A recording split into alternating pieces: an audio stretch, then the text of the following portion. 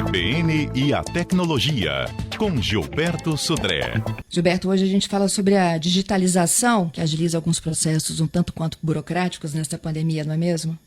Exatamente, Fernanda. E principalmente nessa questão de que muitas pessoas estão trabalhando de home office ou de quarentena, e aí precisam enviar documentos assinados, né, para a empresa ou para departamentos de outras repartições em relação a isso. E aí, como é que a gente pode fazer isso? Poderia, por exemplo, fazer a impressão do documento, a assinatura ou digitalização daquela assinatura em papel, mas isso é bastante inseguro. Primeiro porque pode ser fraudado, essa assinatura em papel pode ser escaneada, né, e ser colocada num outro documento. Você sabe que isso não é uma questão muito prática, né, é até muito seguro em relação a isso. Então, essa digitalização da assinatura em papel. Mas existe a assinatura digital, né? Como é que a gente pode fazer para assinar um documento digitalmente, né, nessa situação? Então, nesse caso, né, para assinar digitalmente um documento, a gente vai precisar de um chamado de certificado digital, que é a nossa identidade no mundo digital ou da empresa. Então, o certificado digital ele vale tanto para identificar, ou ele pode identificar uma pessoa, né, no mundo digital, como também uma empresa.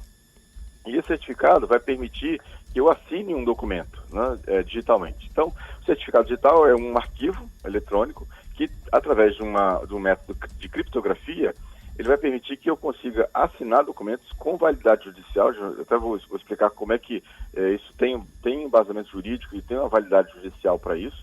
E assim eu consigo fazer transações eletrônicas com garantia de autenticidade da pessoa física ou jurídica, né, nessa situação.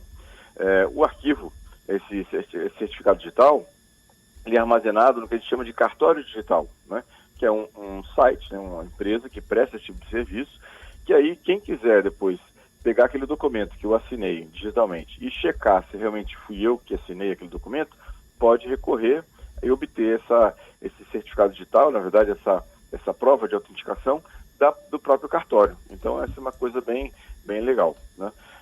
O que a assinatura digital ela garante, né, no documento, quando eu assino digitalmente o documento? Ela garante basicamente duas coisas. Uma que é a autenticidade, saber que eu fui o autor daquele documento, ou seja, que assinei digitalmente aquele documento.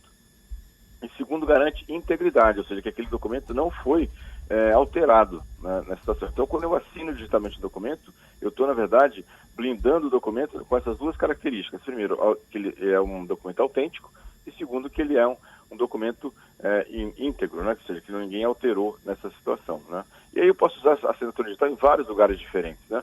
Transação bancária, declaração para imposto de renda, assinar notas fiscais eletrônicas, né? Contratos, né? Nessa situação, né? E até procurações eletrônicas também, né?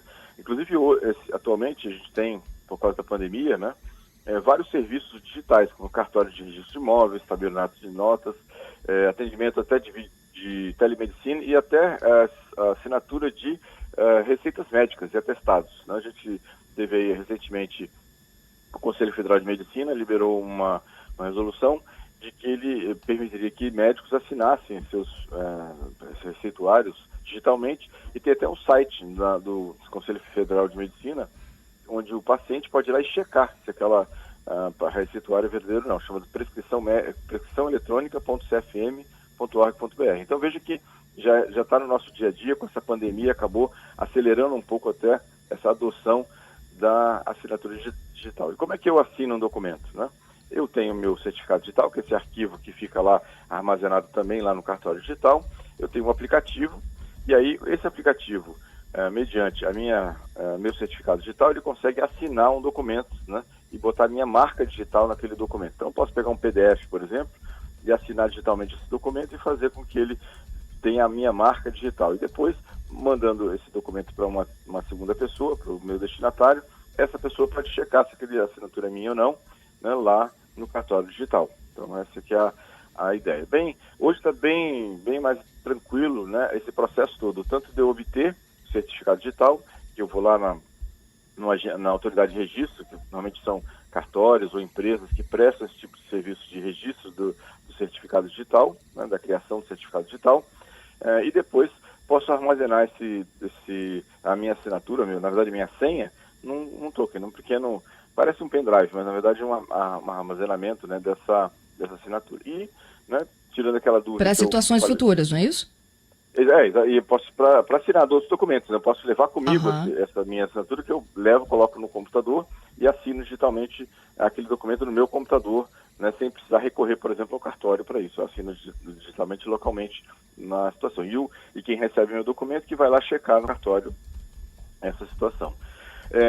Quanto à validade jurídica, como comentei lá no começo da nossa conversa aqui, existe uma medida provisória de chamada número 2200, de 2001, que ainda está em vigor, e ele instituiu uma infraestrutura de chaves públicas brasileiras, chamada CP Brasil, que é exatamente essa estrutura que vai garantir que os cartórios digitais tenham, na verdade, as chaves, né, ou seja, os meus certificados digitais que estão armazenados nesses cartórios digitais, tenham validade jurídica. Então, juridicamente, assinar digitalmente um documento que tenha meu certificado digital depositado num desses cartórios digitais oficiais, né, são empresas oficiais que fazem isso, dá validade jurídica a qualquer coisa que eu assine. Pode ser um contrato, pode ser uma procuração, que tem validade jurídica no Brasil para isso, né? Então, está começando a ficar cada vez mais popular, viu?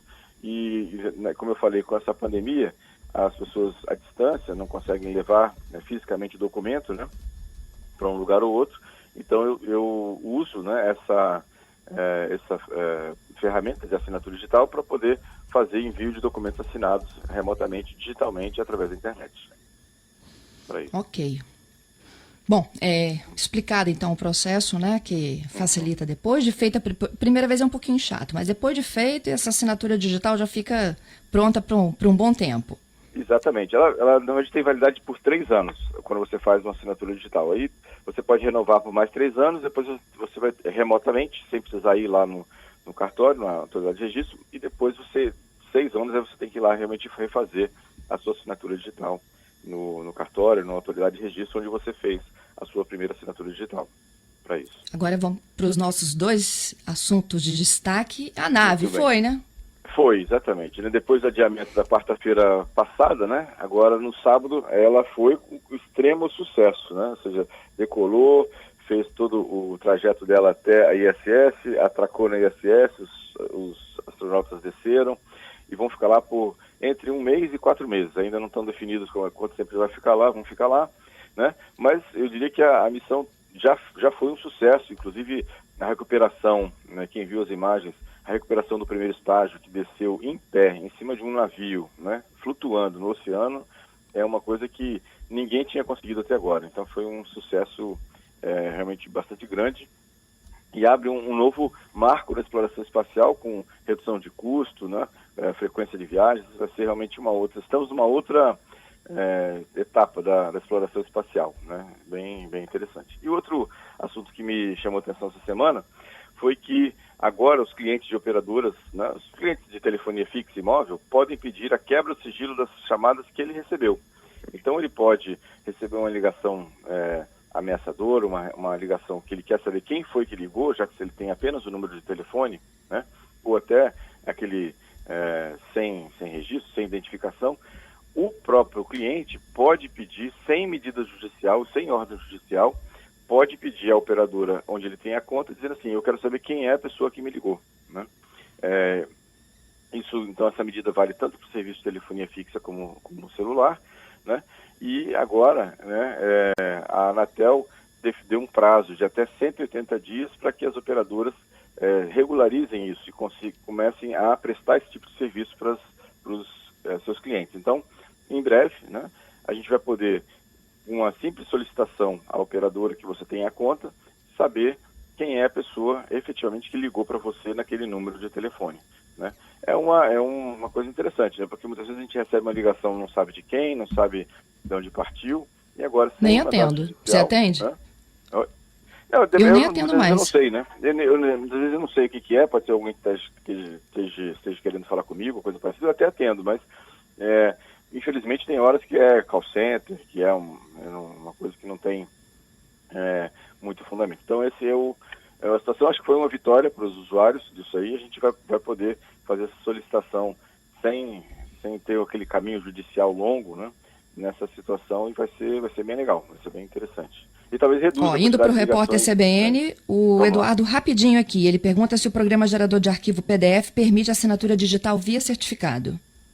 Alguns programas permitem, outros não. Então depende do programa que ele está usando para fazer a geração do PDF.